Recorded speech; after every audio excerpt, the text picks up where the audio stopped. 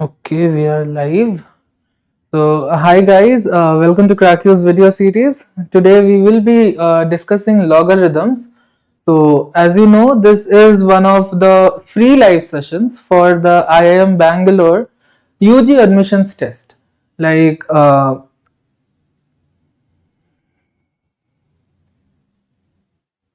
today we will be discussing about logarithms. So, whenever we hear logarithms, this is like a funny illustration. It's like a log dancing to the rhythms, but that is not essentially what logarithms is.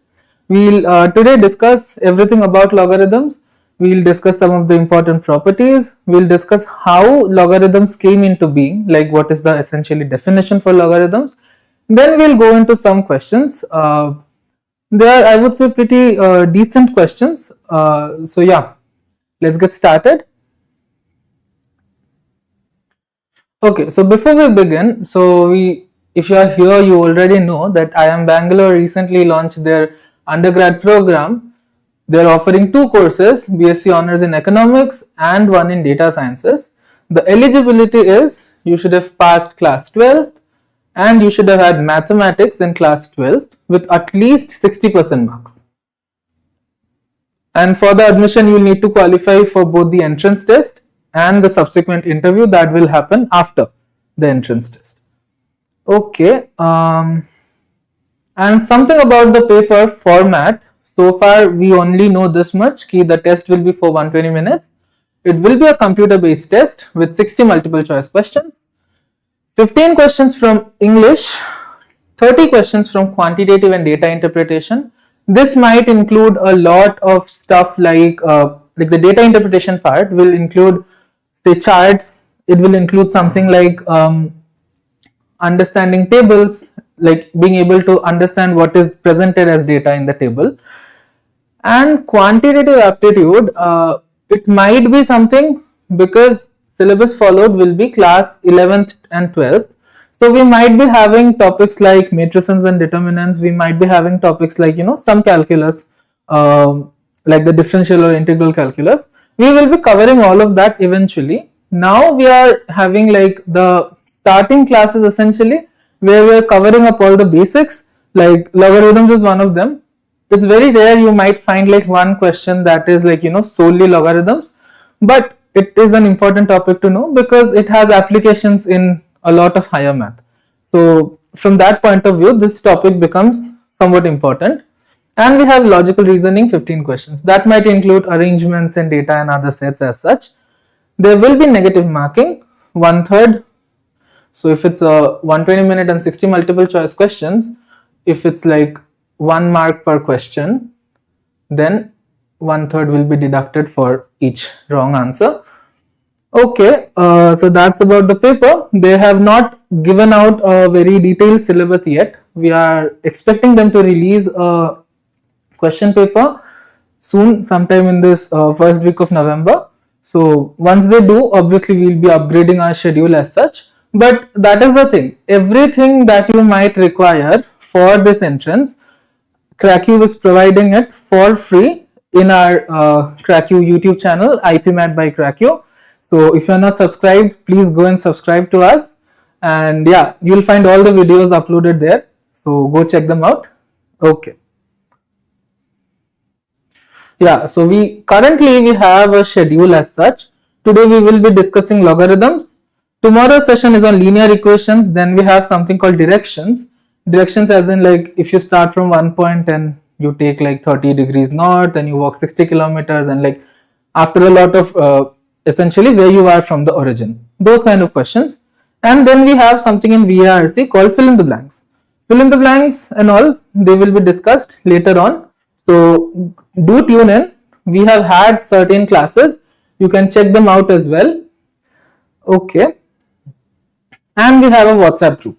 So if you are new, you're watching this video for the first time, you would probably not know, we have a dedicated WhatsApp group which is like a one-stop support for anything that you might need to know about this IIM B UG program. So essentially all the updates that might be required that we will get, we will be putting it out there. And also it's like a very good community building platform as well. because you get to, get in touch with all those like-minded people who are also preparing for this examination. So you get to chat with them, you get to like discuss strategies, like how you are approaching a particular section or something like that. So yeah, go check it out. The link will be there in the description.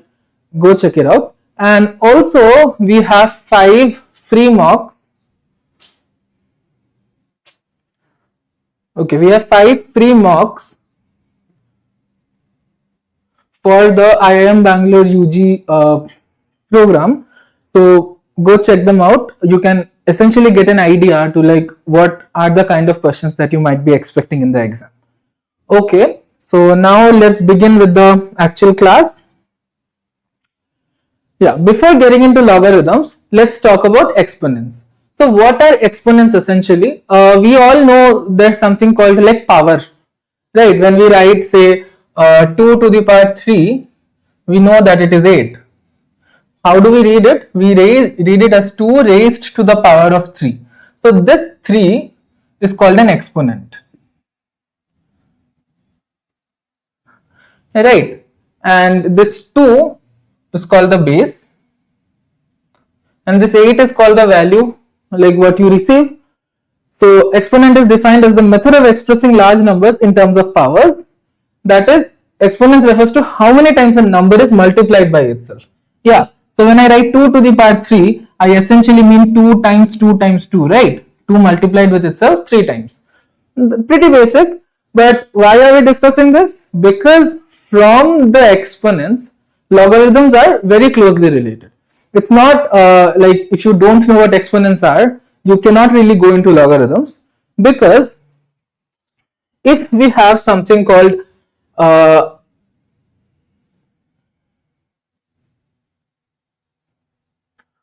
let's say a to the power x, and we get the value for this to be m. In that case, how do we define the logarithm? Then the logarithm is defined as log of m base a is x. So that is the relationship between exponents and logarithms. They both are related and they answer like a different question. The question itself is also related only. Like when you say a to the power x is equal to m, so we answer it something like, let's consider this only. When we write 2 cube equals 8, the question is what power of 2, when we raise 2 to the power 3, or like when we multiply 2 3 times, what value do we get? The answer is 8. Similarly, if we write it in terms of logarithm, it becomes log of, I'll just write it here, log of 8 base 2 gives us 3. So this answers the question that what power of 2 gives us 8? Third power of 2 will give us 8. So that is essentially the relationship between logarithms and exponents. Okay. While this, when we draw the graph, it is like a very increasing and like very highly, it increases at a very rapid rate. Logarithm on the other hand has a very gradual increase. So in terms of that, it becomes very helpful. Especially if you are preparing for this entrance, you are probably looking for a degree in economics or data sciences. So you will know something called how important this log transformation is. Like whenever you are manipulating data, when you are doing some sort of data manipulation in statistics, you will see like we prefer using the logarithm scale instead of using the exponent or the actual values, because log scale is very manageable, and also log is always positive. So yeah, that being said, let's just discuss the definition of the logarithm. So logarithm is defined as I wrote, if a to the power x is equals to m, then log m base a equals x. There are certain conditions. A should be always greater than 0, a cannot be 1, and m should also be greater than 0. These are the 3 things that need to be satisfied, otherwise this logarithm will not be defined. So essentially what I am saying is, x can be positive or negative, right? X can be positive or negative, no restrictions there. A, however, a always has to be greater than 0. a cannot even be equal to 0 and a can never be equal to 1. Why a cannot be equal to 1? Let's look at this definition only. If a is equal to 1, then 1 to the power x is equal to m. Then for like whatever value of x we take, 1, 2, like infinity, any values of x we take, the value of m will always be 1, right? Because anything to the power of 1 is 1. So this essentially becomes redundant and useless. So that is why we clearly define that a is not equal to 1. And we define m to be greater than 0 and a to be greater than 0. The graph of logarithm looks something like this.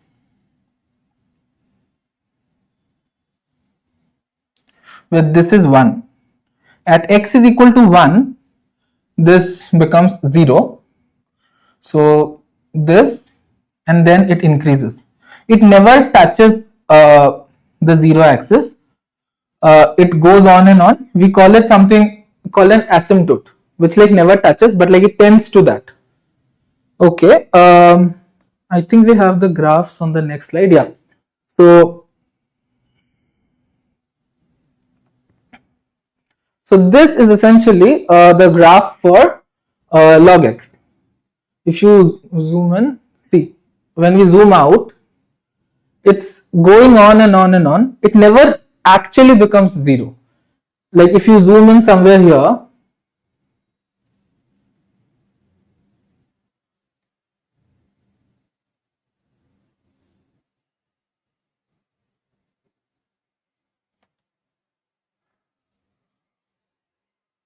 see, if you zoom in somewhere here, you'll see that it tends to 0. It's like very close to 0. It keeps on getting very close to 0, but it never actually becomes 0. That is something we call asymptotes. And this is how it increases. Logarithms can have different values, right? The base can be different. Like we are defining it as like a function of x. So x, for different values of x, we are plotting it on the xy plane. So let's look at some other values. If we have base as 5, that is how the graph looks, the blue one. If we have base as 3, that is how the graph looks. So what we understand is, the more we increase the base, the closer it gets like this. And the more okay, so we have 100 and then we have 1000. So see, the more we increase the base, the closer it gets to 0. But in all the cases, it never actually touches the axis. It neither touches this 0 nor it meets with this 0. It keeps increasing forever. And we can also have powers as 0.3 or 0.05 as the base. So bases can be many values, right? Because the definition says that a should be greater than 0 and a should not be minus 1. A should not be 1. So what does that mean essentially? We can have two cases. Case 1, where a is greater than 0 but less than 1. And then we have case 2, where a is strictly greater than 1. For both the cases, we have different graphs. We'll discuss the properties for both of them. These cases are not very important when it comes to solving logarithm questions, but they actually become very important in inequalities, because a lot of inequalities will be there which involve logarithms. So if you do not know how the logarithm acts in both these ranges, you will be confused and you will probably mark the wrong answer. Okay, let's discuss the case 1, which we drew the graphs initially. So case 1 is a is greater than 1. When a is greater than 1, then log a base x, let's call it fx, function of x, log a base x will be greater than 0 whenever x is greater than 1. It will be equal to 0 whenever x is equal to 1, and it will be less than 0 when x lies between 0 to 1. This is the range which we should remember. And secondly, log a base x will be greater than 1 if x is greater than a, will be equal to 1 if x is equal to a, and will be less than 1 when x lies between 0 and a. So this is one such property that we need to keep in mind. And if we look at the graph, So as we said, like as the values of x are as the values of x is increasing, the value of fx also, see, it increases, right? So we can say that it is an increasing function.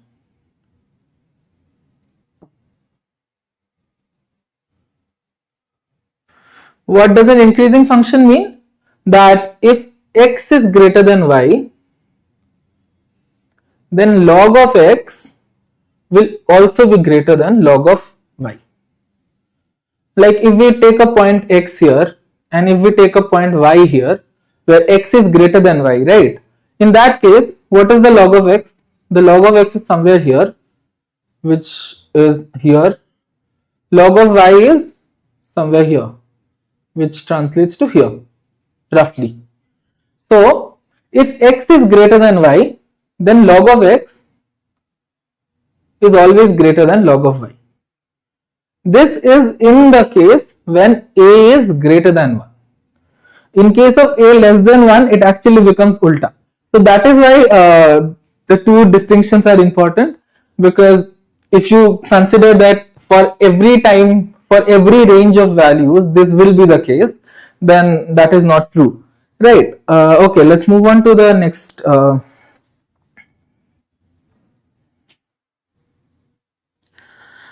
Okay, hello Balkrishna. Okay, Joseph Stalin. Okay, let's move on to the next case, case 2, where a lies between 0 and 1. In that case, log x will be greater than 0 for x between 0 and 1. It will be equal to 0 for x is equal to 1, and it will be less than 0 for x greater than 1. For any value of x equal to 1 in any of the ranges, essentially, you will always get a 0, because log of 1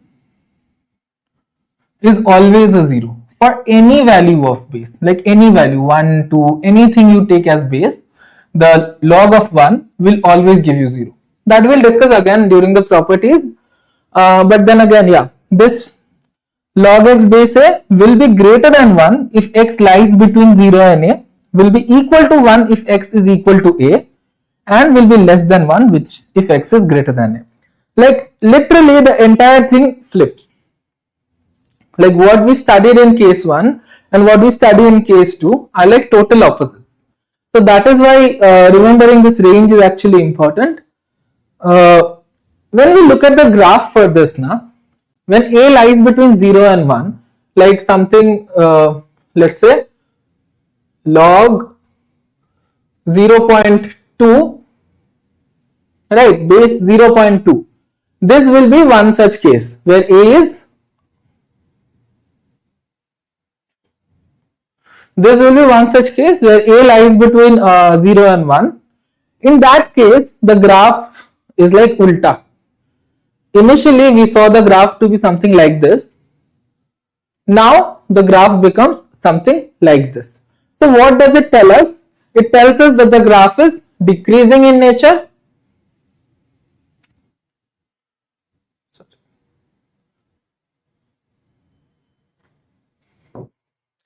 Right. It starts off at somewhere in minus infinity, and then it reaches all the way and it goes on and on.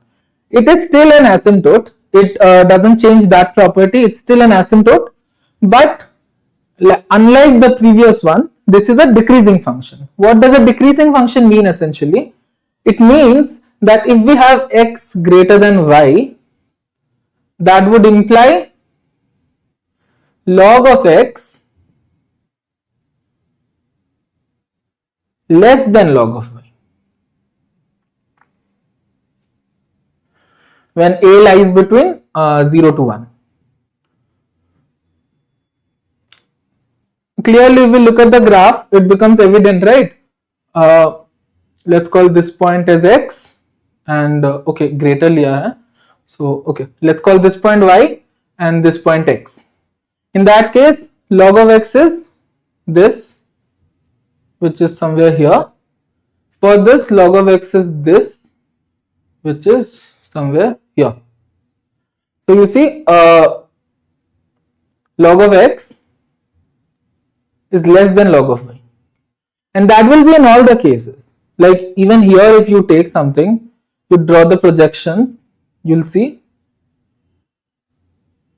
x is greater than y, but log x is less than log of y. That always happens when a is in this range, and a is in this particular range. So we call it a decreasing function. So essentially the difference is, in case A, we found the graph to be increasing, in case B, we find it to be decreasing. And that changes the inequalities. X is greater than y. So if you have two numbers x and y, it does not mean that always log x will be greater than log y. We have to check for the base. Where does this particular base lie? If it's between 0 to 1, we can say that inequality is flipped. If not, we can say okay, chalo, it's fine. Okay, now let's move on to the properties of logarithms. So what do I mean by properties? Like every other mathematical thing, there are certain properties which we can prove. Okay, so first one is log 1 base a equals 0, and this is for any base a. Like it does not matter if a lies between 0 to 1 or if a is greater than 1. A can be like 1000, a can be like 6 trillion something, whatever number you want, it will always be 0. But obviously, yeah, a cannot be negative, it has to be greater than 0. It will be 1. Why is it so? Let's look at that. A to the power 0 for any number, for any a to the power 0 always gives us 1, right? Now let's just apply the logarithm ka definition. What is the definition? If a to the power x is equal to m, that would mean log of m base a gives us x. We'll just apply it directly. A to the power x is equal to m. This gives us log of m base a equal to x. So we can say that log of 1 for any value of 1 will always be 0. And this another property. The properties are actually important because most of the questions, if you get any direct logarithm based or like something related to inequalities, logarithms come up in many places. These properties will help you through it, otherwise you will be stuck. The second property is log b base a can be written as 1 by log a base b. This also we can prove. Let's consider log b base a to be k. Okay. In that case, by definition, we can write a to the power k equals b, right? B exponents ka rules, we know that this k can be taken to the other side. We can write it something like a is equal to b to the power 1 by k, right? We can take it like we'll multiply both the sides by 1 by k. This side becomes a, this side becomes 1 b to the power 1 by k. Now we'll again apply the logarithm ka definition. A to the power x equals m. Now b is the base. Here a was the base. Now b is the base. So log base b a equal to 1 by k, which we had taken to be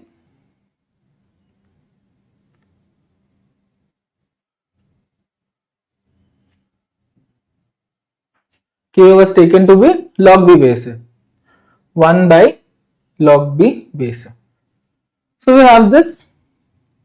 So this also tells us that if we have log b base a and we multiply it with log a base b, that should give us a 1 always.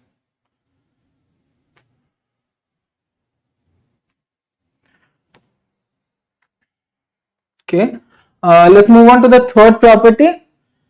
This is the power essentially comes in the front.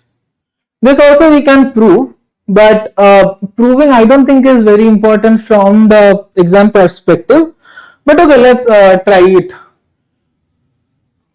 What does it say? It says log base a x to the power b. Okay, let's call it k.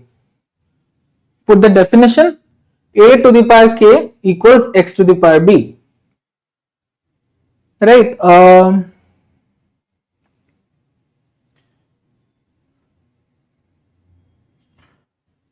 Yeah.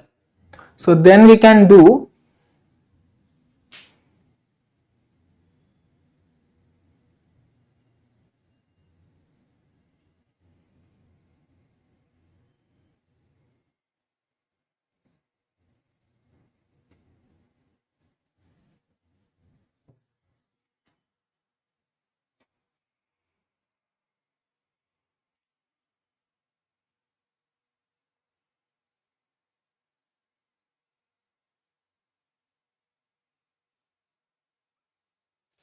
okay, instead let's try log x base a to be k.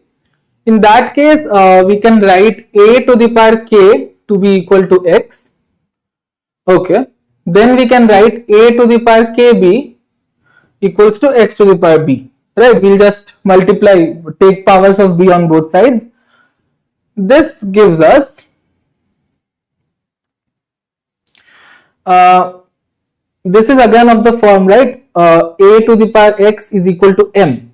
So we can write log of x to the power b base a equal to kb. And kb is what? B times this, log of x base a. So we can prove it that way. Similarly, if the power is with the base, it comes in the front as a 1 upon the radical. Right. If it's a to the power c, it becomes 1 by c log a base x. So that you need to keep in mind where the power is. If the power is with the value above or niche. If it's niche, it will come, if it's down here, it will come as a 1 by something. If it's up here, it will come directly here. Okay.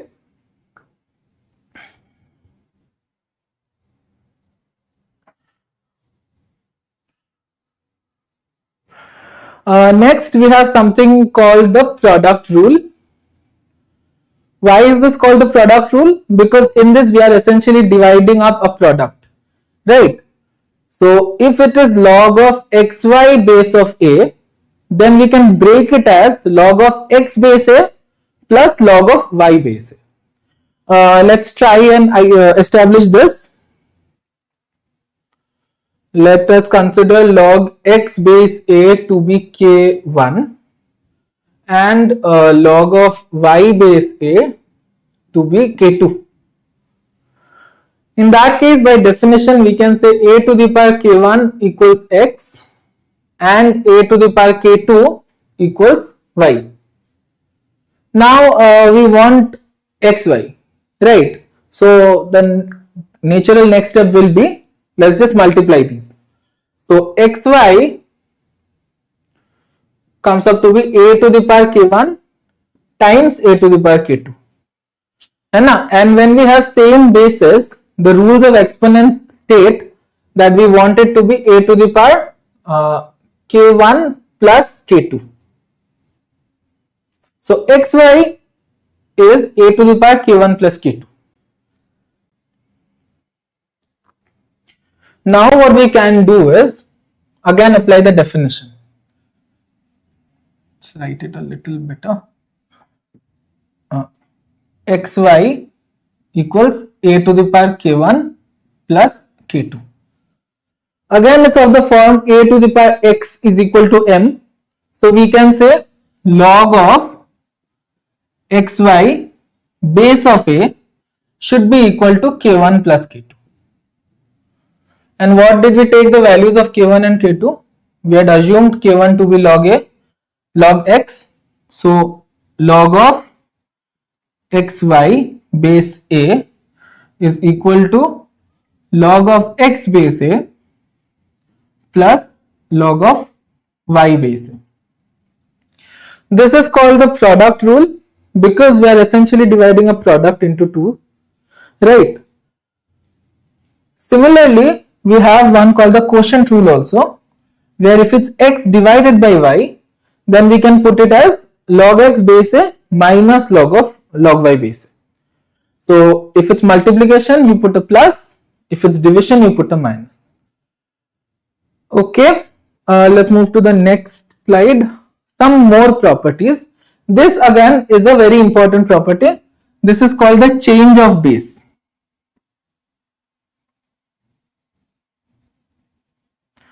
Why do we call it the change of base?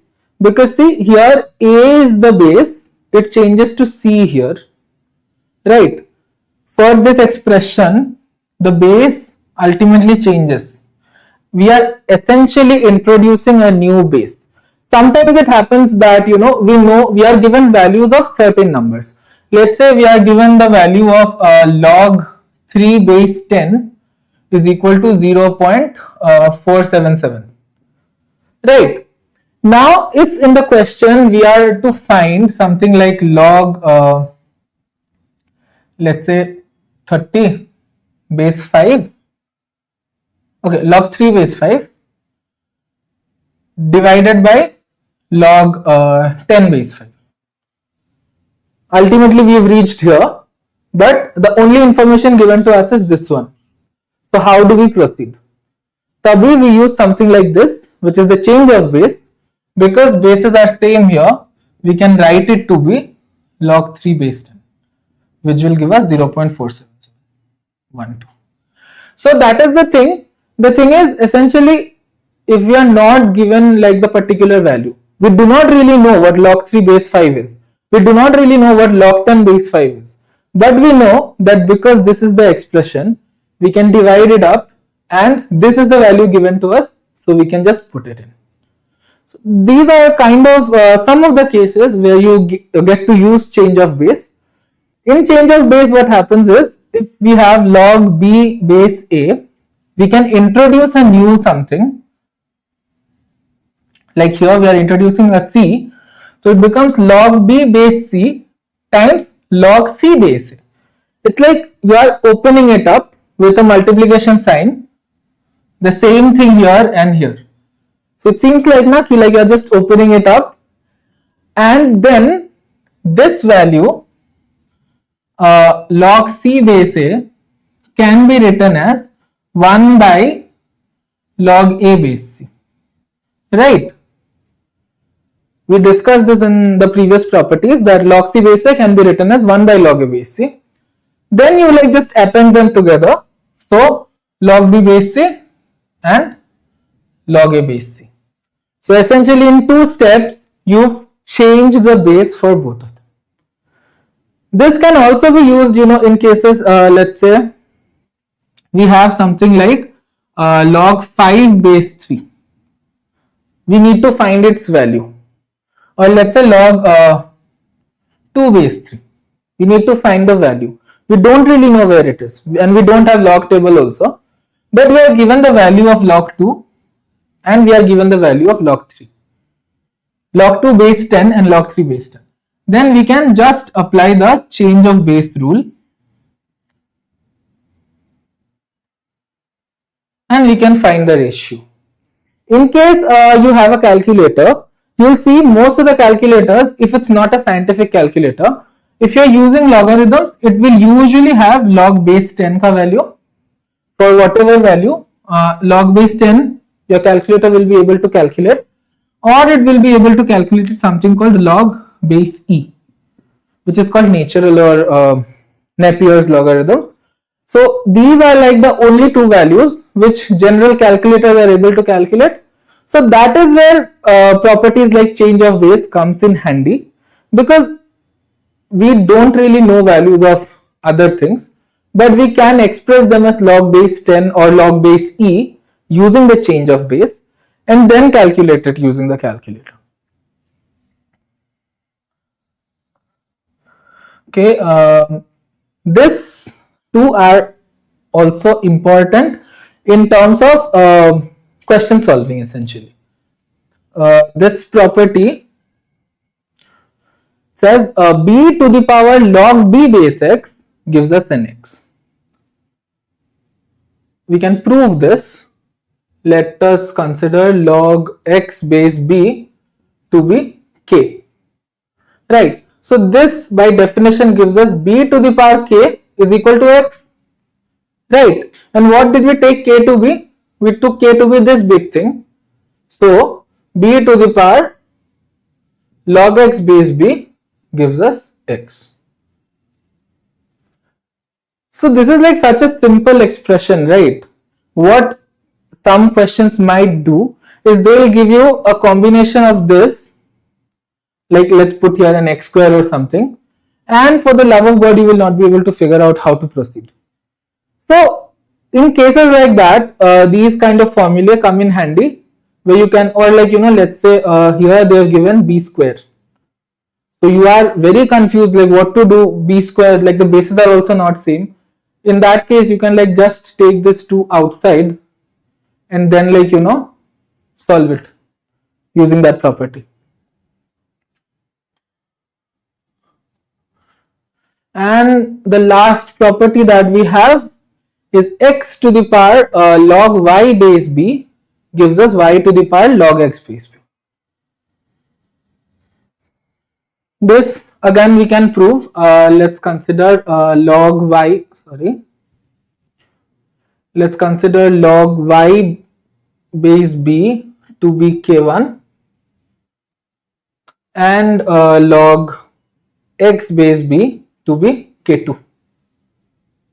In that case, for the first expression we have b to the power k1 equal to y, right? Now we want y to the power k2. So b to the power k1 whole thing to the power k2 will give us y to the power k2. Y to the power k2 is essentially at this side. So we have this side already, y to the power log log x base b, and this side becomes b to the power k1 k2 is equal to y to the power log x base b. Now b to the power k2 is what?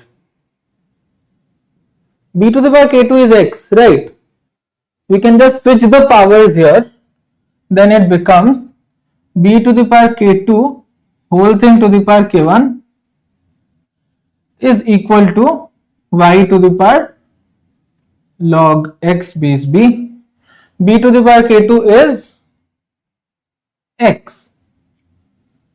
Just plug it in. X to the power k1 is equal to y to the power log x base b. K1 is again log y base b. So we can write x to the power log y base b equal to y to the power log x base b. This is the property. This you can remember it that way. Base remains the same in both of them. We are just switching this number with this number. The base we are not touching, the base is remaining untouched. We are just switching this with this. So that is how you can actually remember the properties.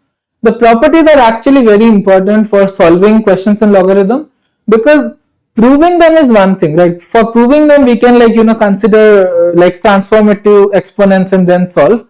But in an exam setting you do not really have that much amount of time that you can take everything in exponents, and it's not necessary that whenever we take exponents it will be an easier thing to solve. Sometimes it becomes actually more difficult.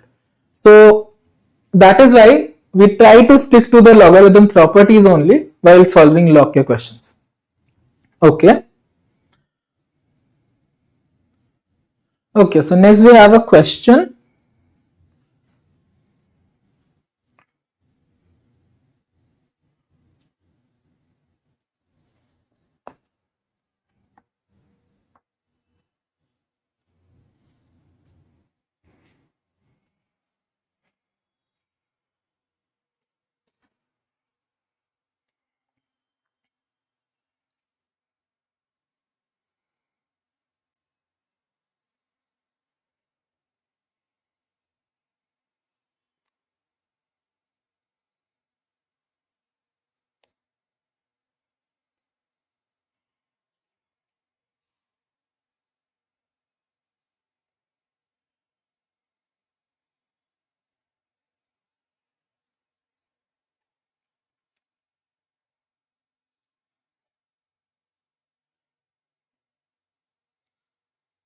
Just start the timer, try it out.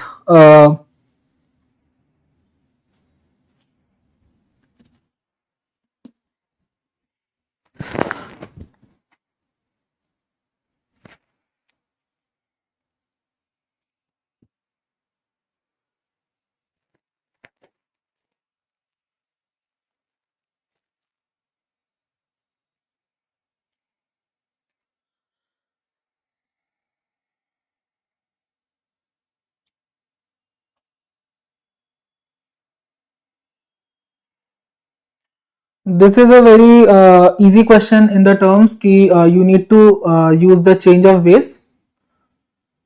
You don't need to use the change of base. You just need to use the product and the quotient rule, append it to 1, express it as primes, and then again expand it.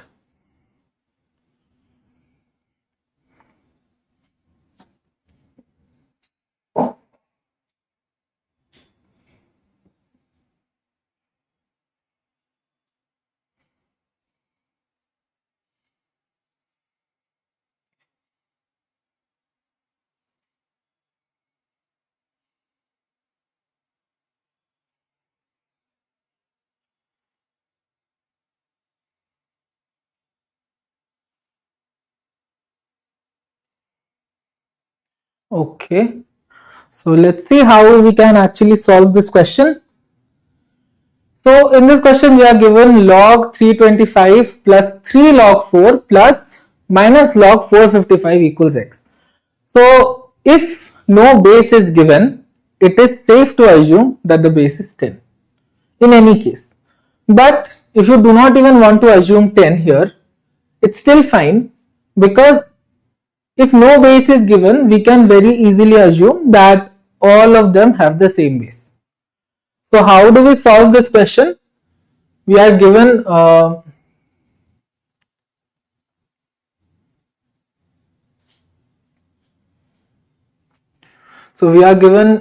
of 325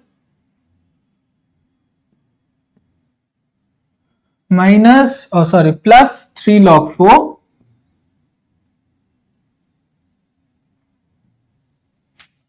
minus log 455. 55. Okay. So when we assume that all of them have the same base, in that case, before that we have a 3 here. 3 को let's just take it above. So it becomes log of 325 plus log of 4 cube minus log of 455. Now log a plus log b minus log c, this essentially becomes log of 325 times 4 cube divided by 455. Right? When it's in minus, we take it as division. When it is plus, we take it as multiplication. Let's divide it. 5 6 are 30, 5 5 are 25, 5 9s are 45, 5 1s are 5. Okay, 65 and 91 is 13. So 13 5s are 65, 13 7s are 91. So we have a log 5, we have a log 7. Okay, so two options have log 5 and log 7. Okay, three of them have. We don't have a log 13 here. See, all of them are given in primes, right? Log 2, log 5, all the primes. So let's just get it in primes first. Log 5 times 4 cube is 4 to the power 3, which is 2 square to the power 3 or 2 to the power 6. Sorry. So this becomes 2 to the power 6 divided by 7. Let's expand it now. We have log 5 plus log of 2 to the power 6 minus log of 7. Okay, so we have this option, right? So this, let the 6 again come to the front.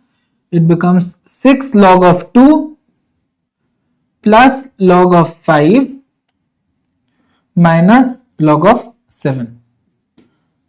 This matches very directly with option D. So option D should be the correct choice here. Let's move on to the next question. Okay.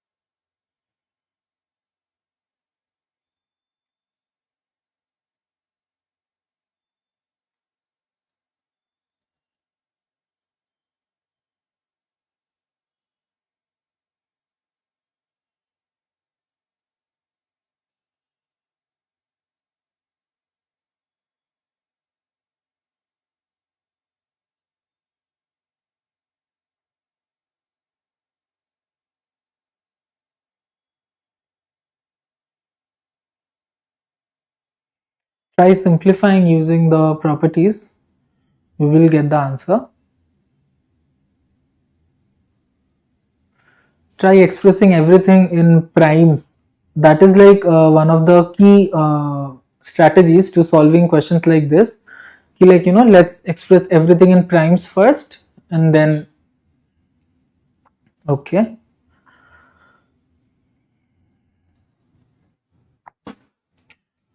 Okay, so in this question we are given A equals log 4 base 7. Sorry. Okay, so we are given A equals log 4 base 7 times this entire expression, again log 25. So like big expression. Let's just write this expression down first.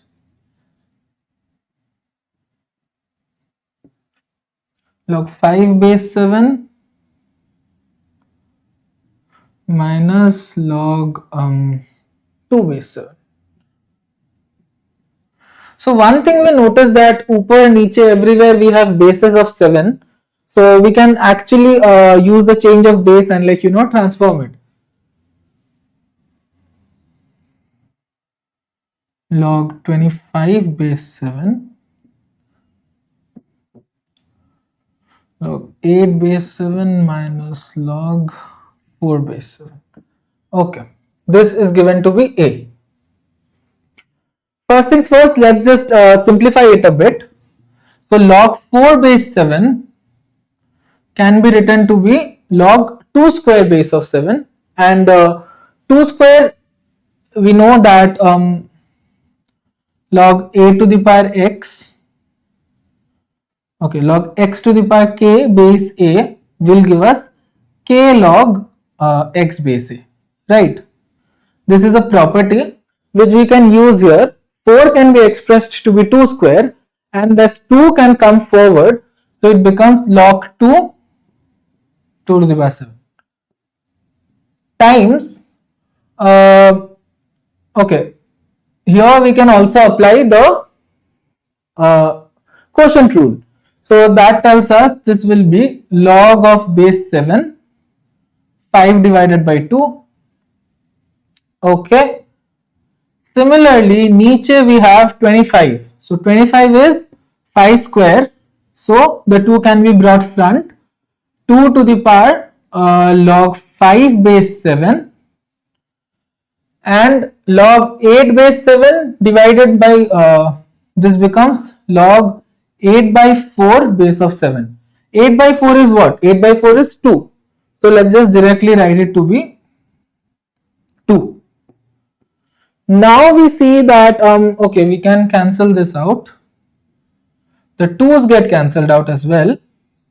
So we are left with, log of 5 by 2 base 7 divided by log of 5 base 7. This is given equal to A.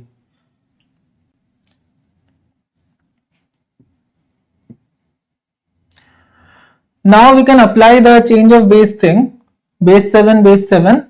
So this we can contract and make it to be 5 by 2 base 5.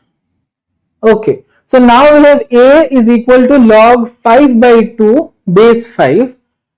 We can use the definition here. What is the definition? Log m base A equal to x. This gives us a to the power x equals m. So a is x here, okay? That might be a bit confusing, but see, this side, this comes in the exponent. So a will come in the exponent, base remains the same 5, so 5. So 5 to the power a comes out to be 5 by 2. So this is the correct answer. Okay, so option B should have been the correct choice. Okay, let's move to the next. Natural versus common logarithms. So this is like one of the two of the actually ways how in real world we usually represent logarithms. What is the natural logarithm and what is the common logarithm? Natural logarithm is also called Napier's logarithm, which is essentially log with a base e. E is that irrational number, right? 2.71 something something. This is e. So log of base e is called natural logarithm, and it is usually represented as ln. Ln, log natural, something like that. Ln. Common logarithm, on the other hand, is log base 10. So usually we use this, but in case of science stuff and all, we use this. So that is why this is called the common logarithm, because commonly this is used, although this is also used, and they have different values. Why they have different values? Because the bases are different. Now, if we look at it, let's say log 2 base e versus log 2 base 10. They will have different values. Log 2 base e, let's call it k1. Then e to the power k1 equals to 2. And let's call this k2.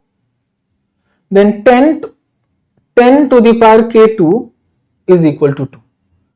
Now e to the power k1 is equal to 10 to the power k2 because both of them are 2. But clearly e is what? E is 2.71 something. So 2.71 something to the power k1, if it is equal to 10 to the power k2, clearly k1 will not be equal to k2. Right? So what does that tell us? That tells us that like log 2 base e is not equal to log 2 base 10.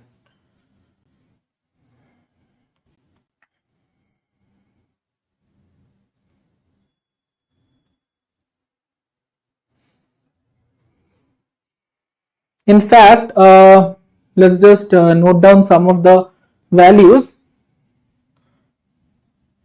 We have log of base e. Okay, let's write first.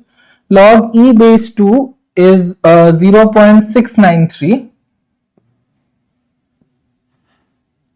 Okay, instead of writing log, let's just write it to be ln.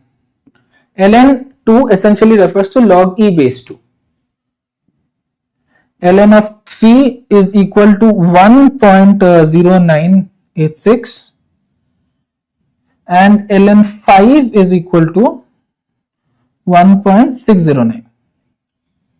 On the other hand, log of 2, like base 10, if we do not write any base, we usually assume it to be 10. That is why we call it common logarithm. Like commonly we will assume it to be 10. Log 2 is 0.30103. Log 3 is equal to 0.47712. And log 5 is equal to 0.698 something. So 699, let's call it. So that is, you can see how different they are, right? Almost double. Almost double. This is like 2.5 times almost. So that is the thing. They are not same. So do not confuse. And also these values are not important in the sense that you don't need to memorize them. If in the question they want you to use these, they will very likely give it in the question only. Like they'll put the question and then write like given log 2 is this, log 3 is this, so that you don't have a problem that way. If in case they don't, these 6 values are something which it's better if you keep in mind. Even if you don't, that's not that big of a deal. Okay, now let's look into some of the applications. And one of the most common applications of logarithm from the exam point of view is that we use it to find the number of digits of a number.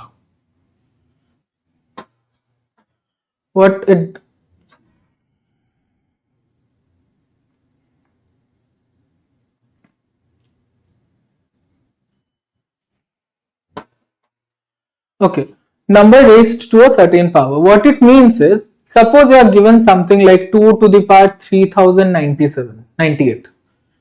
And if they ask you how many digits are there,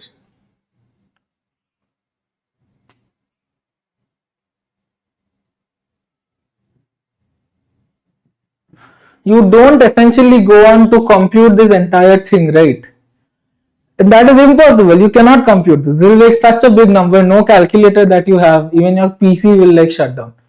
So, like numbers like that, how do we find the number of digits? For that, we have this formula. The number of digits in a number raised to a power, say x to the power k, can be computed using this particular formula.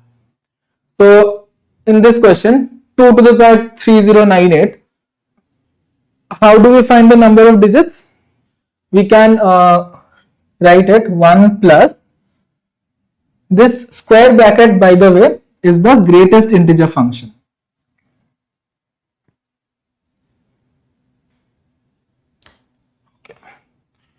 The square bracket by the way is the greatest integer function. Now what does this greatest integer function mean?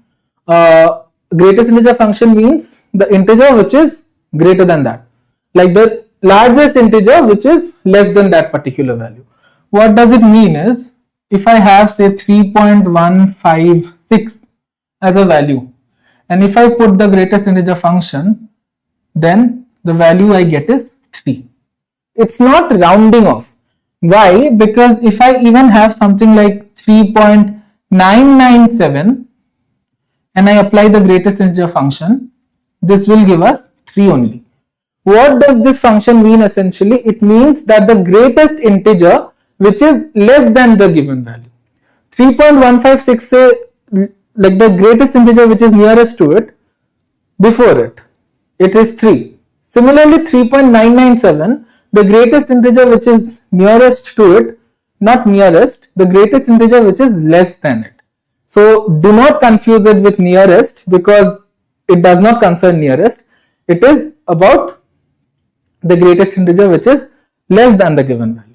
So 3.997 ka the integer, the greatest integer which is less than 3.997 is 3. Similarly, even for irrational numbers, like pi for instance. Pi we know is irrational, it's 3.1417 and it goes on forever and ever. But its greatest integer function if we put, we get 3. E ka however, if we put the greatest integer function, E is what? 2.71 something. So the greatest integer function should be 2. It should not be 3. Although if you round it off, it will be 3. But greatest integer function is not rounding off. So keep that in mind.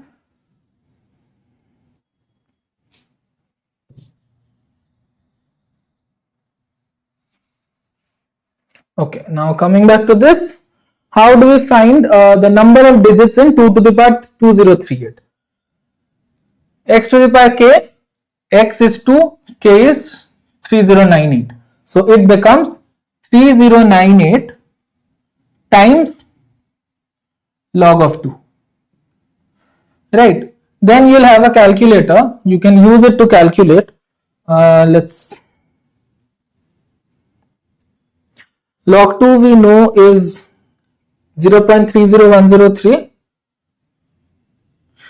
times 3098 will give us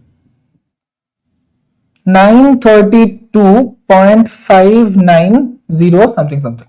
Okay, so what is the greatest integer here? Greatest integer which is less than 932.590 is 932, right? So we can write it as 1 plus 932, which is 933. So if we expand 2 to the power 3098, we'll have 933 digits. If you go on to compute that, you can imagine how much time it will take. So in questions like this, you can just use this formula and that gives you the answer. Okay, let's try this question. It's a very direct application for the question. Let's try it out.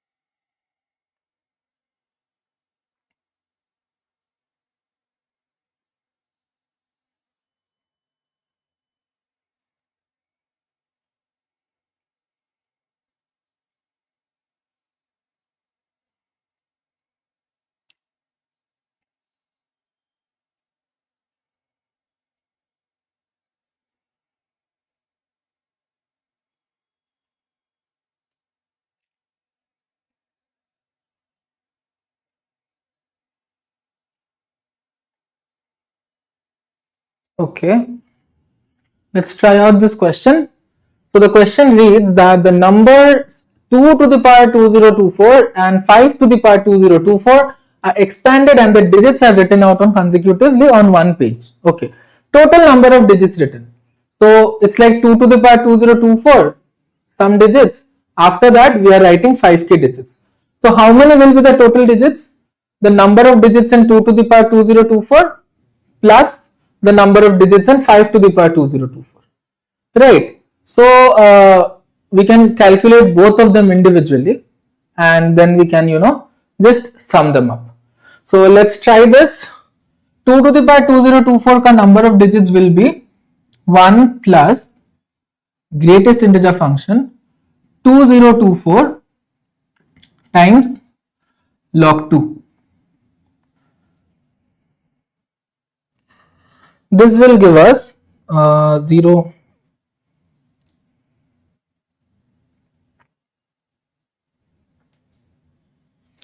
This gives us 1 plus 609.28.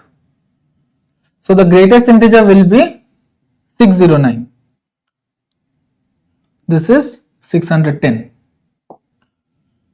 Again, for 5 to the power 2024, the number of digits will be 1 plus 2024 times log of 5,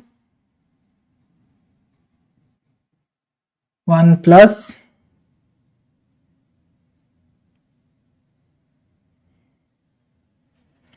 which gives us 1414.715.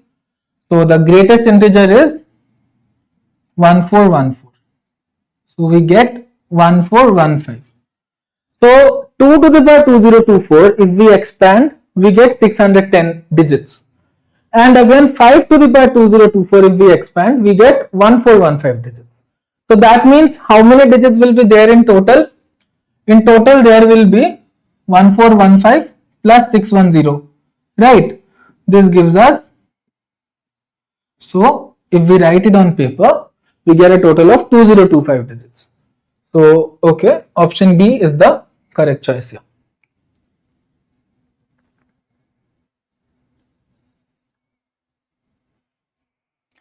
Okay, a quick update, like we discussed it in the beginning, that we have curated 5 free mocks for the IIM Bangalore UG. They are available for free in our website cracku.in. Go into cracku.in and IIM Bangalore UG mock test. If you go to the website cracku.in, you will find mock tests, past papers, and all the columns. Just go into mock tests and you will find these 5 free mocks. You need to register for them, but they are absolutely free. You don't need to pay any money as such. So go check them out, give the mocks. You'll get an idea as like what kind of questions, at least in DILR or quantitative, what kind of questions you can get. You'll get an idea. So do remember to check it out. Yeah, once again, the WhatsApp channel, like I said, it's kind of good to have like-minded people together, so you essentially know how your preparation is going and like how others are preparing, so you can stay on track and you do not miss any updates as such, because any big update about the IIM Bangalore UG paper, the syllabus or anything, we will be sharing there. So follow us, join our WhatsApp channel and get the free preparation resources and the important updates. The link is in the description, so do join us there. And also, if you have any doubts about the form filling or like any doubts in general, if you have any doubts, I am there, all the faculty are there, so we are there to like answer all your doubts as such. So join it and it will be helpful for sure. Okay, let's move on to the next question. Try solving it.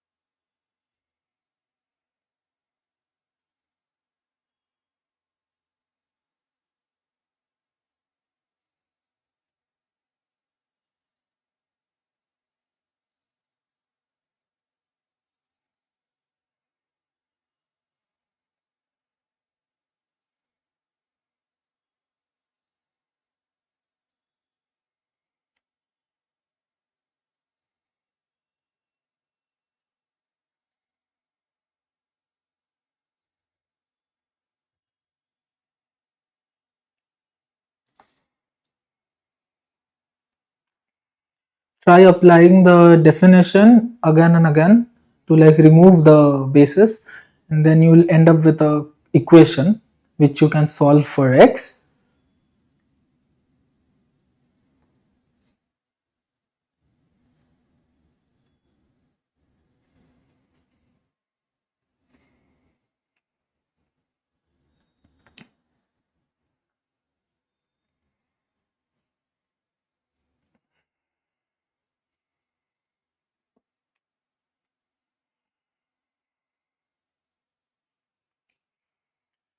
Okay, someone answered C.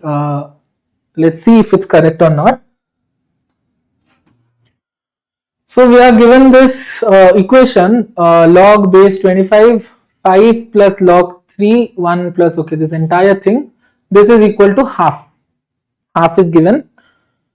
Okay.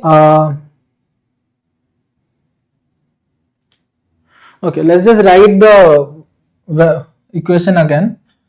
Log base 25. Okay, instead of that, one thing we noticed that log base 25, and this is like the entire expression, right? So if we have the definition log m base a equals x, this gives us a to the power x is equal to m, right? For most of the logarithm questions now, or equations like that, this is something which is very helpful. Just use the definition. So here it will be 25 to the power half is equal to this entire big thing. So let's just write that.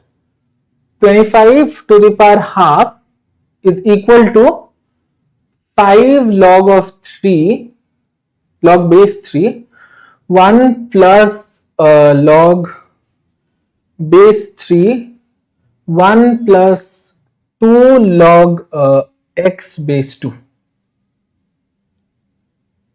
Okay. This bracket, by the way, is not the greatest integer function, so don't confuse it with that. 25 to the power half is what? 25 can be written to be 5 square. The entire thing to the power half, we get to be 5. So we have 5 is equal to 5 log of this entire thing. The 5 can obviously be cancelled out from both the sides because it's in multiplication. Why like take it above again? Let's just cancel out. The goal is to reduce it as much as possible. So this side 5 goes away. This side we are left with a 1. Again we'll apply this definition. Base 3, 3 to the power 1.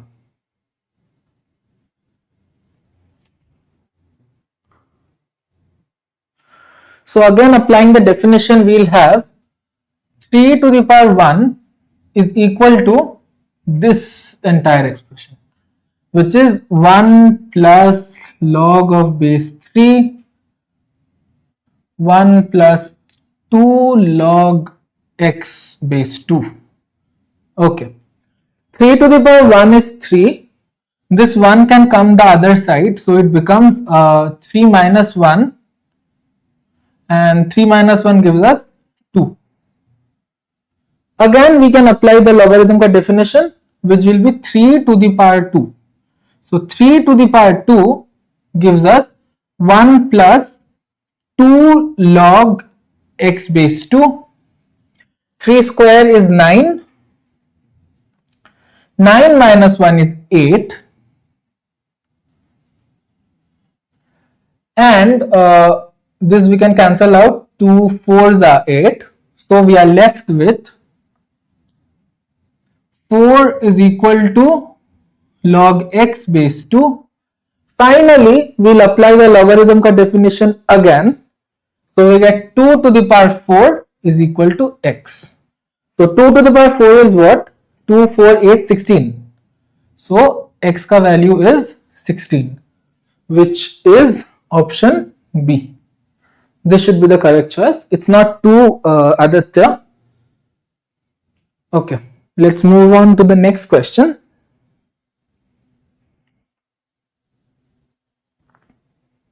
Yeah.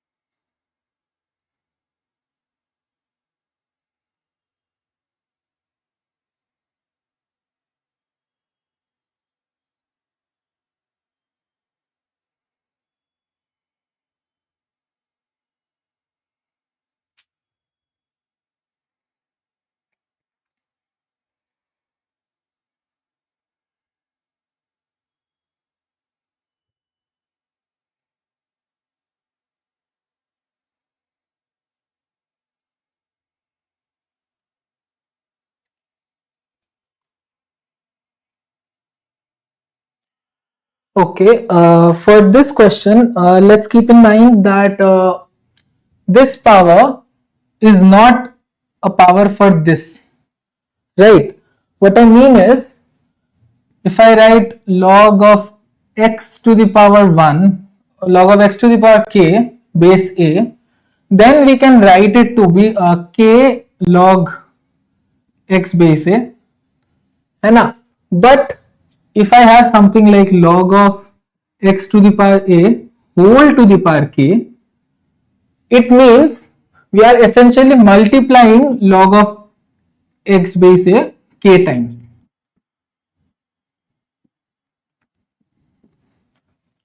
Here the k is on top of this x, here the k is on top of the entire expression. So it is essentially the power or the exponent for the entire expression. We need to keep that in mind while solving this question. Okay, so the question is the value of log 30 base 3 whole to the power minus 1. Now what can we say about this? Just this. Log of for any number a to the power minus 1, we can write it to be 1 by a, right? So similarly, this expression log of 30 base 3 whole to the power minus 1, we can write it to be 1 by log of 30 base 3. Just the inverse. And now applying the logarithm ka formula, we know that log of a base b 1 by can be written to be log of b base a. So this expression can be written to be log of 3 base 30. Similarly, this one can be written to be log of 4 base 900, and this one can be written to be log of 5 base 30. And again 4 base 900 ko we can further simplify log 2 square base 30 square. This 2 comes forward, this 2 also comes forward, it becomes 2 by 2 log 2 base 30, or essentially it is log of 2 base 30. So we have simplified all the three expressions. One gives us log of 3 base 30, one gives us log of 2 base 30, the other one will give us log of 5 base 30. So now we can write the values to be, the expression essentially becomes log of 3 base 30 plus log of 2 base 30 plus log of 5 base 30. Now we can apply the product rule. So we can append all of this together. So this becomes log of 2 times 3 times 2 times 5 whole base 30. Because the bases are same, we can apply this. If the bases were not same, we couldn't have joined them together like that. So this becomes 3 2s are 6, 5s are 30. So this becomes log of 30 base 30, which we know is 1. So this entire Darauna expression essentially becomes 1. Option D is the correct choice here. Let's move on to the next question.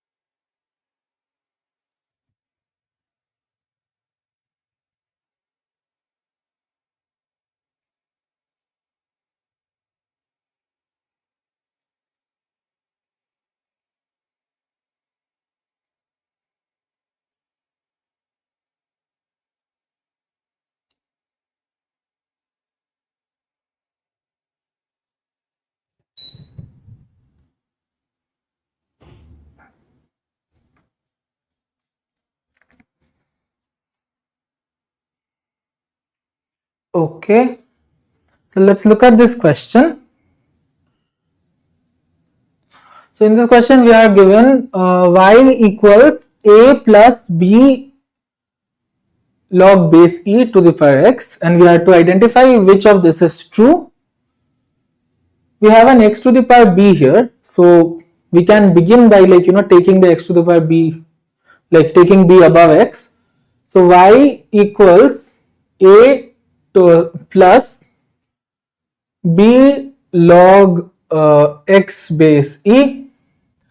Let's take the a to the other side, so this becomes y minus a equal to log of base e, and the b goes above x to the power b. Right, now let's treat this as one unit. Then we have e is the base, right? E to the power this side y minus a will give us x to the power b. Now when we look at this equation, what are the variables? The variables are x and y. A and b are something which is unknown, but they are constants. Unknown constants, they are not variables. There is a difference between unknown constants and variables, which we will discuss in the initial classes of algebra. But yeah, so a and b are unknown constants, so we can just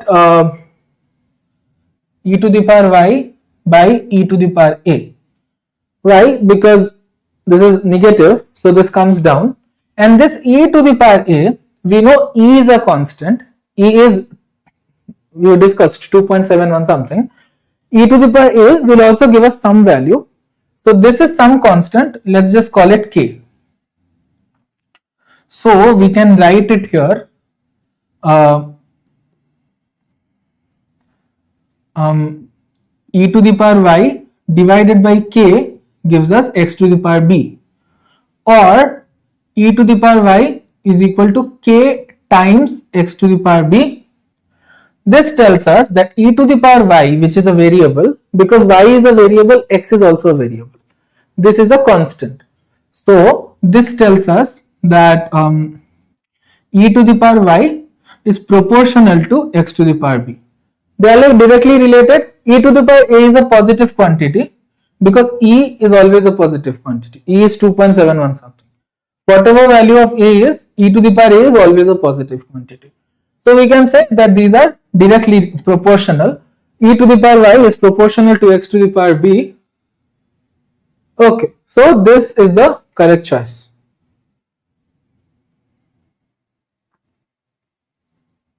Okay, let's move on to the next question.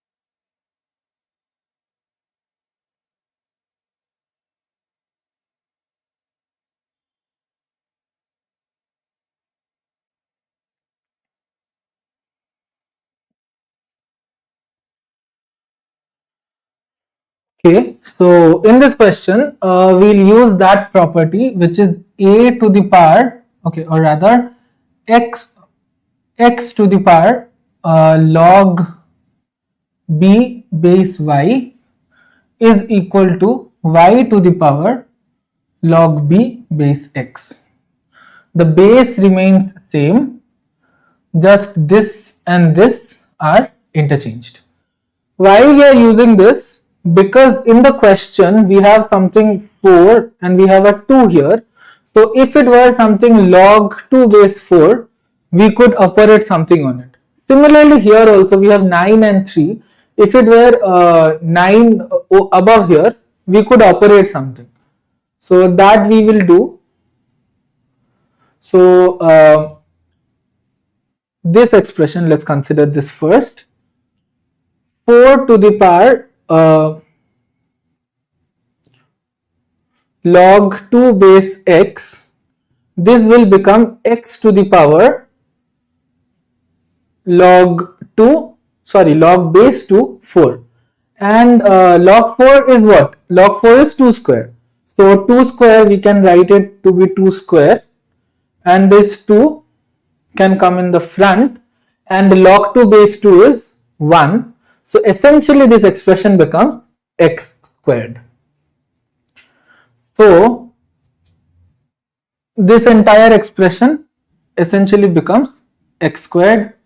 Similarly, let's look at this expression now. We have 9 to the power log base 3 y. This we can write as y to the power log 9. Again 9 is 3 square, the 2 comes forward, 3 square, this 2 comes forward, log 3 base 3 gives us 1, so this essentially becomes y squared. Okay, so now we have a rather simple equation without any logarithm or anything. It's a pure algebraic equation now. What is the equation? The equation is x squared minus 4x plus y squared minus 16y plus 68 is equal to 0. We are to determine the value of y minus x. What we see here is there are x square terms and there is some x term and y term. There is no xy term. If we had xy term, then we would have tried to express it in a square of something like x minus y square. But because there is no xy term, instead we will try to complete this as a square and we will try to complete this as a square. X square minus 2 times x times 2 gives us 4x, right? And what do we need to complete the square? 2 square. Then this becomes a square. However, because we are adding a 2 square, we have to subtract a 2 square also. Similarly, for this term, y square minus 2a 8y, right? Twice ab 8, twice ab, right? What do we need to complete the square? We need an 8 square. This becomes a square. We have to subtract an 8 square also, because we cannot just add something randomly, right? Plus 68 is there. This gives us to be 0. Now this is what? This is x minus 2 ka whole square minus 4 plus y minus 8 ka whole square minus 64 plus 68 is equal to 0. Now minus 4 minus 64 gives us minus 68 plus 68. Ultimately everything gets cancelled out here. So let's just cancel out these. We are left with x minus 2 ka square plus y minus 8 ka square is equal to 0. Now for whatever values of x and y, this is a square number.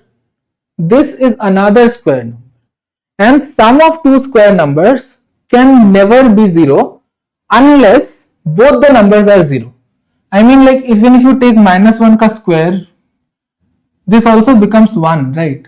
If you take minus 1 ka square and you take 1 ka square, that gives us a 2. That does not give us a 0. The only case where two numbers ka square can be 0 if both the numbers individually are 0. Like it has to be 0 square plus 0 square. Otherwise, this equation has no solution.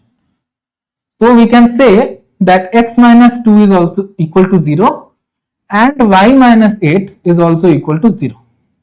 This gives us x to be equal to 2, y to be equal to 8. So we have one solution for x and y. The question asks us what is y minus x. Y minus x is 8 minus 2, which is 6. So the correct answer here should be 6. Okay, so we've discussed like everything basic about the logarithms. I hope you guys understood. In case there is some doubt, you can always reach out to us in the YouTube comment section, or you can join the WhatsApp channel where you can just directly ask us a doubt. We'll be more than happy to clear it out for you. Follow us, join us on WhatsApp, IIMB UG preparation group. And also we have the 5 free mock tests. Go check it out. It's on cracku.in. You can just Google it, cracku.in, and the first site will be there. There you go to the mocks wala section and you'll find the 5 mocks, which are absolutely free. So go attempt them. And I hope you guys understood everything. Once again, if there is any doubt, feel free to reach us out. Thank you.